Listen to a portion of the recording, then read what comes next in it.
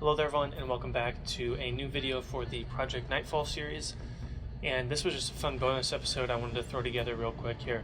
I'm currently working on getting the cinematic video done for the first phase 1 of Project Knightfall, which is the Jedi Temple Library. So as of right now, I haven't started the cinematic video yet, or even set up the figures. So this video, I thought it'd be fun just to kind of do this bonus episode, see if you guys like it or not. But essentially, I'm going to go through here what my process is going to be on like how I want to plan to set up the figures, how I'm going to plan on filming like the cinematic showcase with pictures and video, and then I'll talk probably a little bit about the stop motion, because that's another thing I got to get done for this before I move on to phase 2, which is the landing pad. So hopefully this is a fun episode. I don't know, I'm really just kind of putting this out there, see if you guys enjoy this type of thing. I thought you guys might like to kind of see my thought process on how I go about kind of figuring out where figures are going to go, and how I'm going to film like the cinematic video, because I think it'll be a pretty fun video, hopefully. We'll see. So essentially just let me know what you guys think of this video, and would you like to see one like this bonus episode for every single phase, or maybe this just isn't a good video at all. I don't know. I just thought I'd try it. We're here in the new studio. It's still a work in progress. I'm kind of makeshift kind of making the studio right now until I get everything moved down here and complete. But for now, here's a little insight on how I'm going to go about setting up the figures and doing the cinematic video. Alright, so I'm over here on the MOC, and one of the first things I like to do before I actually set the figures up is, it takes me a long time to set these figures up and balance them properly, especially now since there's no studs on the actual build. Is going to be extremely difficult. So essentially what I like to do here is I'll go around and kind of place figures and try to get like a sense of where I want things to go before I actually put the time in to place them. So I kind of started to do that here, just started messing around a little bit. I started off in this corner, and I started off in this corner, as you can see here. I actually got a suggestion from a few people on my last video about having a Padawan, or a youngling, kind of hiding in the bookshelves down there, so I did that. We got a youngling down there who's scared, hiding with his lightsaber, and then this Jedi up here is trying to protect him, but he doesn't see one of the clones flanking him. So there's just small stuff, like each time I set any of these guys up, I want there to be kind of a story behind it, if that makes sense. I want everything to where like it almost feels like it's not Lego, if that makes sense. Like it's like you're gonna watch an episode of Clone Wars, or like you're gonna watch an animated version of Order 66 on Coruscant. Like it all should feel very natural and feel realistic and feel like this is what might have happened during the actual movie. That's kind of the goal with all these scenes. Anytime I build a MOC, that's kind of what I'm hoping to go for in figure placement. So all these figures need to have a story behind them, and they need to make sense from a story perspective, and try to do some sort of tactical, like make it make sense from a tactic standpoint. But in all honesty, Star Wars, it kind of throws it out the window, which is why partially Star Wars action is so much fun, because clones just charge it up the middle or charge at General Krell and just get absolutely destroyed. So that's also part of it. So trying to balance all those things, that's kind of what goes through my head when I'm trying to place figures right here. But I'm going to continue to work right now. Alright, so I'm getting all the photograph stuff set up here, so in order to take pictures. So essentially, the setup I've got going here is the MOC's down over here on this table. Then I've got a gray background right there. It's just a curtain, and it's strung up on like 2 light pole kind of thingies, and then duct taped right there. So something to note here when you're trying to do setups, and what I found is just like cheap route, like just go buy some curtains. These are curtains you can get just like at any store. And then I'm just using light stands to hold them up, and then duct tape to tape it up against the wall right there. Like duct tape is like the most useful thing for like filming and Lego stuff, like just anything film related. Duct tape, I always use it. It's what's holding it up right now with the gray curtain. So you can just get a gray curtain and then some light stands and use, or if you don't want to, get light stands, and you could just duct tape it entirely to the wall, or use something else to prop it up against kind of a wall or something to help you take photos. But that's kind of what I've got going on here, is just those curtains. And then something else that I've been using recently, I got it for Christmas last year, and I used it in I think 2 of my MOC showcases, so my Old Republic MOC and then my Mandalorian MOC. This is a little slider right here, so essentially I think I got it, like I think it was on my Christmas list, and I put it from Amazon. So you can find this in Amazon. I think it's like the newer, so you can just type in like newer slider, film or video, videography, just kind of any of those, like just slider. You could do camera slider. Essentially what this does is, you can see right here, if I loosen it, you can put the camera right there. You see where it would hook in, and it's a slider. So you can put the camera on there and you can slide it back and forth and get some very smooth looking shots back and forth. And you also can turn the camera around. So maybe the camera's facing this way now, and you can do push-ins and push-outs. So you can do a whole bunch of different combinations with this. It's not very big, but for Lego videos, you don't need one super long. I find this one to be a very good size where you can slide it back and forth and get some really cool pan, really smooth looking good shots. And then if you want to flip the camera around, you can do push in or push outs, and it just adds a cool new element to your slideshows. All right, so here's kind of what I'm thinking now. Essentially, the big thing here is it's a small MOC, so I'm trying not to overcrowd it with figures, but I still want to add a lot of action and interesting stuff in this build. But like I said here, it's a little smaller in terms of actual space to place figures, because you don't want to overcrowd MOCs. You definitely don't want to overcrowd them with figures. But what I've got going here is essentially, I think it'll be like, you know, Darth Vader here. I almost called him Anakin, but I guess he's, you know, technically Darth Vader at this point. But anyway, Darth Vader coming up here with clones. They kind of marched in, and once they got into the actual library, they started to spread out and kind of go off in two directions. Some of them went off that way, and then some are trying to push this way. And this way over here is kind of like where the Jedi are at. So like all the Jedi are kind of over here. Maybe they came in from this side, and then that door up there.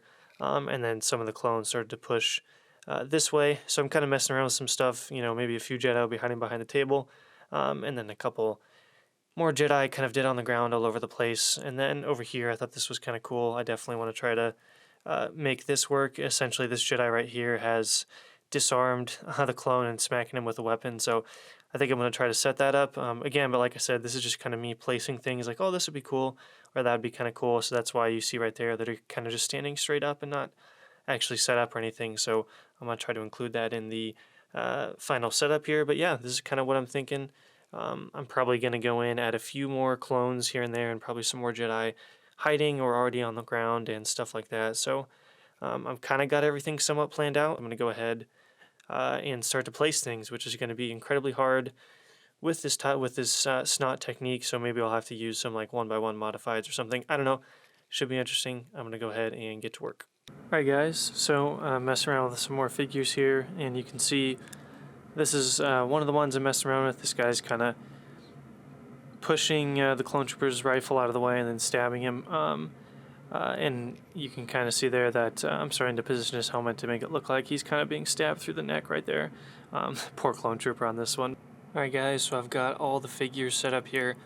Originally I wanted to make them like more grouped together in terms of like the clones would be coming from this way and moving in, but I just kind of realized after a while that the chaotic feel was, I thought, fit the Order 66 vibe a little more, with things being a little more chaotic and like just absolute chaos going on here in terms of like the Jedi being overrun and taken aback by these clone troopers turning against them. So I decided to go for a chaos feel. Again, that's kind of one of those story elements that I was talking about, where I wanted to make something that kind of fit the story, and I thought I found a way to do it, but then I was like, you know what?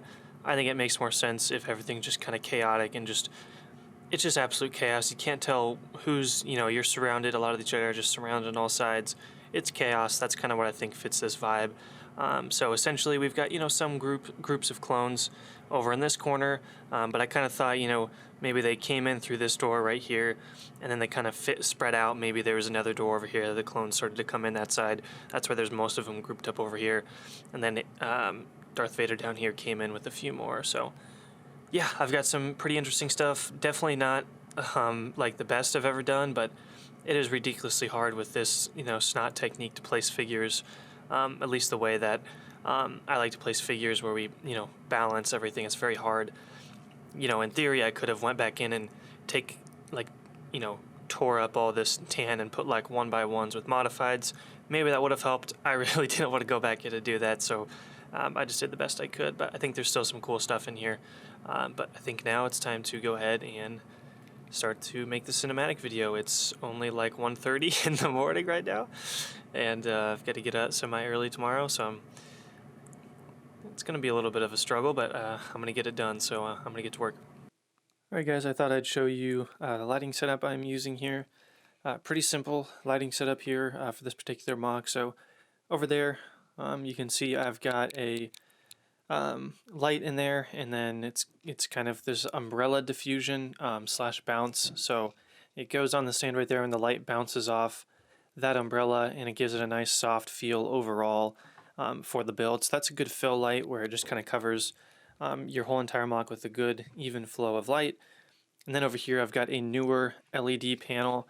Newer is the brand. So what's cool about this light is it can be battery powered, so you don't need to plug it in. There's an option to plug it into the wall, or if you have some of these batteries, you can put them on there and it'll last for a good amount of time. So that's really good. Portable, if you need to film, and you don't have an outlet nearby.